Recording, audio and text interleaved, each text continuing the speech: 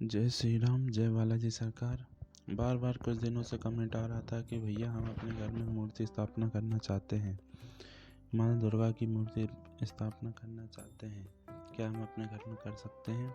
और भी लोग हैं जो अपने घर में माता की मूर्ति रखना चाहते होंगे, बाबा भोलेनाथ की मूर्ति रखना चाहते होंगे, हनुमान जी की मूर्ति रखना चाहते होंगे। तो क्या मूर्ति घर में रख सकते हैं? और मूर्ति रख सकते हैं तो कैसे भगवान का आगमन हमारे घर में होगा? आपने देखा होगा कि मंदिरों में जो मूर्ति होती है वो प्राण प्रतिष्ठित होती है, उनमें देवी देवताओं का अंश होता है।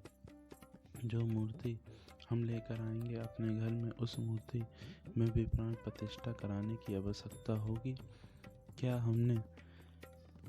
उसमें देवी अंश विद्यमान होगा? आज इस प्रश्न का उत्तर इस वीडियो में देने जा रहे हैं। वीडियो को पूरा देखें और ये बहुत ही महत्वपूर्ण प्रश्न है, इस वीडियो में बताने जा रहे हैं। कैसे एक मूर्ति के माध्यम से देवता आपके घर में आ जाते हैं और कैसे एक मूर्ति के माध्यम से प्रेत भी आपके घर में आ सकता है, ये चीज़ का विशेष रूप से ध्यान रखना होता है। कई बार आप मूर्ति लेकर आते हैं, कोई प्रेत आपके साथ आ जाता है, उससे दिक्कत ये होती है कि आप जो भी पूजा पाठ करते हैं भगवान को करते हैं, पर उस मूर्ति के द्वारा जो भी प्रेत आ जाता है वो उस पूजा को ग्रहण करता है। पत्थर की जो भी मूर्ति होती है वो जब तक उसमें प्राण नहीं होते, प्राण प्रतिष्ठा नहीं की जाती या अपने भाव से जागृत ना हो, आपको इन चीज़ों का विशेष रूप से ध्यान रखना चाहिए। सबसे पहले मैं आपको एक बात बताता हूँ कि आपको सबसे पहले कैसे तस्वीरों को पूजा करना चाहिए, किन तस्वीरों की पूजा करना चाहिए। फिर मैं आपको बताऊंगा कि घर में मूर्ति रखना चाहिए या नहीं रखना चाहिए। कई लोगों जो पेंटिंग होती हैं, भगवान की पेंटिंग होती हैं, उनकी पूजा करते हैं। जहाँ से पूजा का सामान मिलता है वहाँ से भगवान की अच्छी अच्छी तस्वीरें खरीद कर लाकर घर के मंदिर में रख देते हैं, या कंप्यूटरों से बनाई गई तस्वीरों को लाकर पेंटिंग होती हैं उस तस्वीरों को वे पूजा करना शुरू कर देते हैं।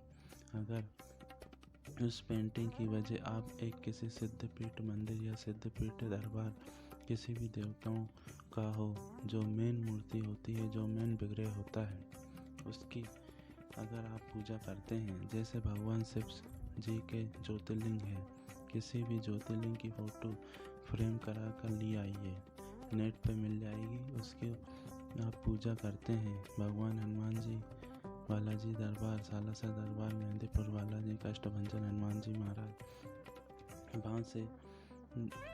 वहाँ से किसी मूर्ति की मेन मूर्ति की अगर आप फ़ोटो लेकर आते हैं, फ़ोटो उसको फ्रेम करा कर लाते हैं, अगर वो फ़ोटो है उसकी वजह अगर आप उनकी पूजा करते हैं, सिद्धपीठ दरबार वाली फ़ोटो की पूजा करते हैं, तो आपको फल मिलता है। वो फल मिलता है जो फल आप उस मंदिर में जाकर करते हैं पूजा। अगर आप किसी सिद्धपीठ की फ़ोटो की पूजा करते हैं तो आपको भाव उसी मंदिर में जाता है और आपकी पूजा बहुत ही जल्दी सफल होती है, उन तक पहुंच जाती है। आपके इष्ट जागृत हो जाते हैं। इस चीज़ का विशेष ध्यान रखना चाहिए। जो पहली बात कि पेंटिंग लाना या कंप्यूटर से बनी पेंटिंग लाना बंद कर दें।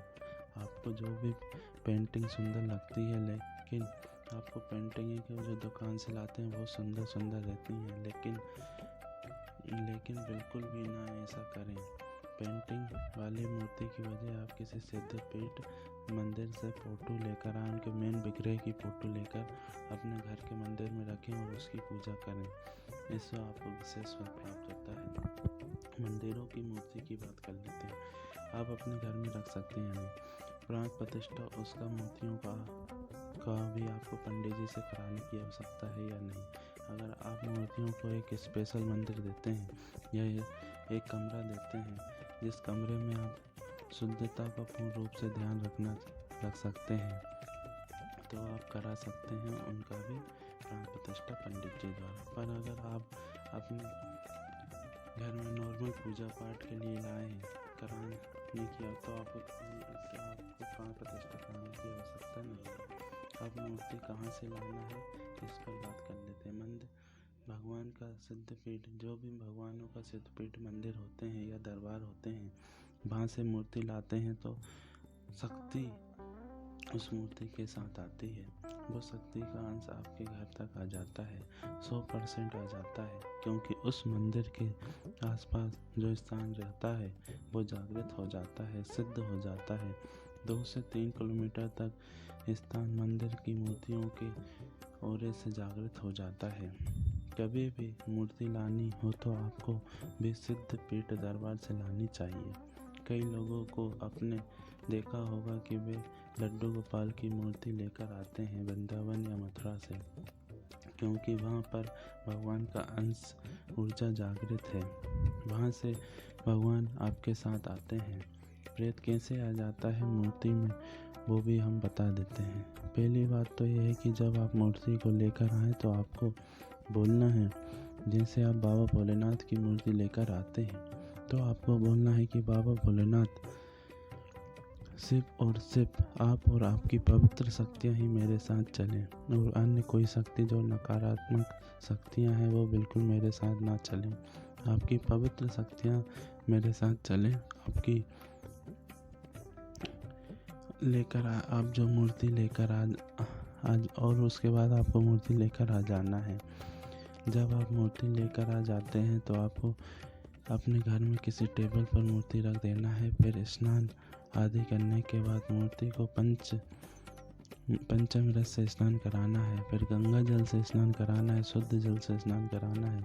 उसके बाद मूर्ति को धूप दीप दिखाना है और बोलना है, हे बाबा भोलेनाथ, आपको मैं अपने घर में लेकर आया हूँ और आप मेरे घर पर अपनी पवित्र शक्तियों के साथ वास कीजिए। धूप दीप दिखाइए, पूजा शुरू कर दीजिए। बस इतना ही करने के बाद वो आप पर कृपा करते हैं और आप देखिए उसके बाद आपको बहुत ही गजब की कृपा प्राप्त होती है। आपको बहुत बहुत अच्छे अनुभव होते हैं। कई लोगों को इन चीज़ों के बारे में नहीं पता होता। मुझे आशा है कि यह महत्वपूर्ण जानकारी है, आपको बहुत ही पसंद आई होगी। कृपया लाइक कमेंट कर बताएं। हम मिलते हैं एक नई वीडियो के साथ। तब तक के लिए ओम नमः शिवाय, ओम नमः शिवाय, ओम नमः शिवाय।